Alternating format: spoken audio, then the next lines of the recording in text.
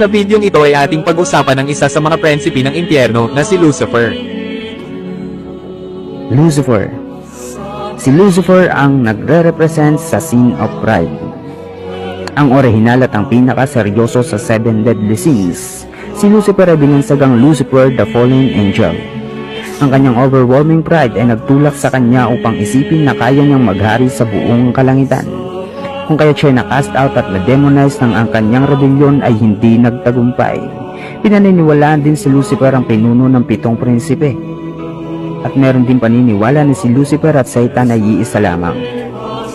Kontra din naman sa ibang kultura na si Satan ay naghahari sa buong impyerno, kung saan siya'y entity na separate kay Lucifer.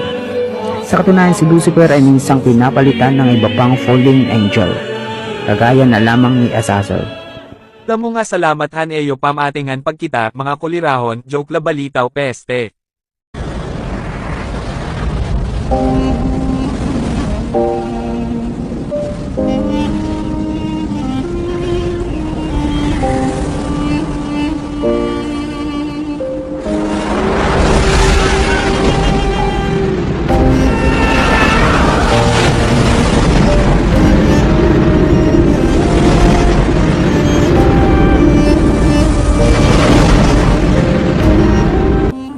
Ang mga pagtayaba o prediksyon sa Biblia na magkakaroon ng mga katuparan ay pinangungunahan ng mga mabanuang o madugong labanan na nangyayari sa iba't ibang bahagi ng mundo. Gaya ng Pakistan, Sri Lanka, Afghanistan, Mindanao at iba pang mga lugar. Ang nagaganap bang problema at suliraning pang-ekonomiya at pinansyal sa buong mundo ngayon na nagdadala ng mabigat na hirap sa mga mayayamang bansa at sa mga sulok ng mga nagugutom at naghihirap na mga bansa sa Afrika at mga hikaus at malubhang kasalatan ng iba pang maliliit na bansa sa mundo. Ang lahat ng mga pangitain at indikasyon sa malagim na pagkawasak ng mundo ay mabilis na nag-uumpisa dahil sa ating mga kasakiman. Kasakiman at walang katapusang kasakiman sa kayamanan para maituloy natin na mapangsariling pagkahamal at paglustay ng pera at di maitagong kasakiman sa karangyaan kahit gaano ang halaga. Patay na ba ang moralidad? Ngayon ay ating pag-usapan ng pinakamahalagang bagay sa ating lahat, ang ating buhay. Sa ating lahat, wala ni isa man na makakaligtas sa kamatayan. Ito ay maaaring maganap kahit na anong oras, bata ka man o matanda. Habang tayo ay natutulog, ang atake sa puso o heart attack o stroke na matindi ay pwedeng maganap. Subalit, tayo ba ay nakagawa na ng paghahanda kapag dumating na ang di maiiwasang kamatayan? Paano kung biglang maganap ang malagim na thermonuclear war? Tayo ba ay magiging mga walang silbing saksi na lamang? O tayo ay makakaranas ng malupit at mabagal na kamatayan?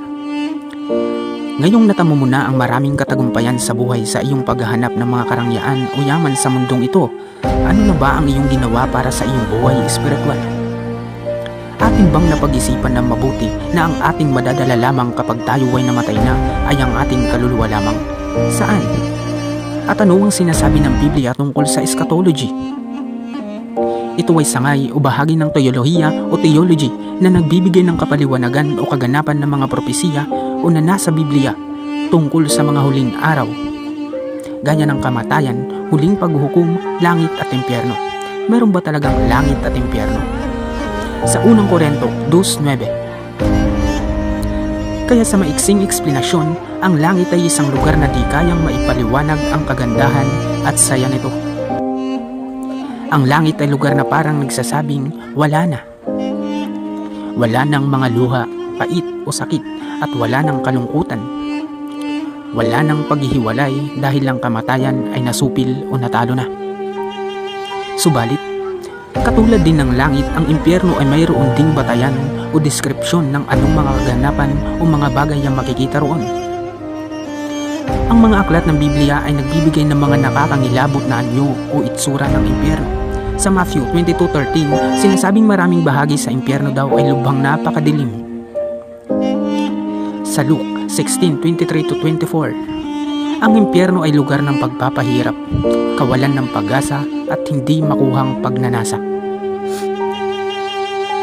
At sa 2 Thessalonians 1:9, ang impyerno daw ay puok ng walang katapusang pagwasak. Sa Revelations 21:8, ito daw ay makikitang lugar na ang mga nandun ay mga taong nasusunog sa pamamagitan ng malakas na apoy at naglilihab na mga bato. Ngayong atin na napag-aralan ng mabuti ang posibleng ating puntahan pagkamatay natin, ano naman ang sinasabi ng Biblia sa muling pagbabalik ni Hesus Kristo?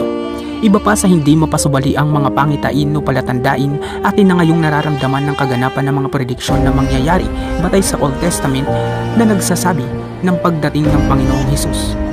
Genesis 3:15 na may pagpapatuloy at kaganapan sa Galatians 4:4 sa aklat ni Zechariah 12:10 ay naganap din kay John 19:34. At sa Psalm 22:11-18 muli sa aklat ni John 19:23-24. Ang lahat ng pagkakatotoo ng mga binanggit na mangyayari tungkol sa pagdating ng ating Panginoong Hesus ay dapat ikagalak ng mga mananampalataya dahil ang pangako ng Diyos ay natupad na.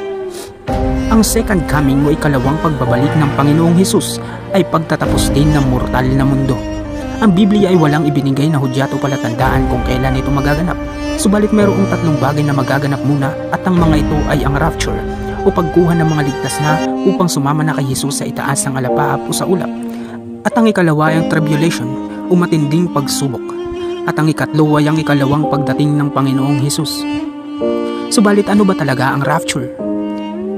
Ito ay ang sa isang kislap mata o pagpikit ay i-snatch o dadagitin lahat ng mga mananampalataya at tunay na tumanggap kay Hesus upang umakyat na sa langit na kasama ng Panginoon. Ito ay masusumbungan sa 1 Thessalonians 4:17 at sa Matthew 24:40-41. Ang rapture daw ay may dalawang nasa parang o bukid. Ang isa ay kukunin at ang isa ay maiiwan. Dalawang babae ay nagigiling. Ang isa ay kukunin at ang isa ay maiiwan. Ang lahat ng mga maiiwan ay daranas ng matinding pagsubok at pagpapahirap. Ang tribulation ayon sa aklat ni Matthew 24:4-14 ay ang pagpapahirap sa mga Kristiyano at mga hindi nakasama sa rapture o sa lubong ng Panginoong Diyos sa itaas ng alapaap o ulap at mga tagasunod ng Panginoon pagkatapos ng rapture. Dito sa panahong ito natin makikita ang pagdating at paglabas ng Antichrist upang maghasik ng malagim na kahirapan at mga hindi nakasama sa rapture, upang katagpuin sa taas ng ulap ang Panginoong Hesus.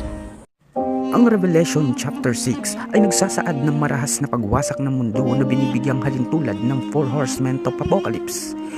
Dito ay ating makikita na ang bawat kulay ng kabayo ay may nakakatakot na kaganapan at malagim na pangitain dahil sa makasalanang mundo na binigyan na ng hatol ng Diyos. Ang puting mga ngabayo ay nagbabadya ng pagsako o paglupig ng digmaan. Ang pulang mga ngabayo ay nagbabadya ng pagdanak ng dugo dahil sa digmaan. At ang itim na mga ngabayo ay nagdadala ng kagutuman at mga mapanerang peste o hayop o insekto na dumadating pagkatapos ng digmaan.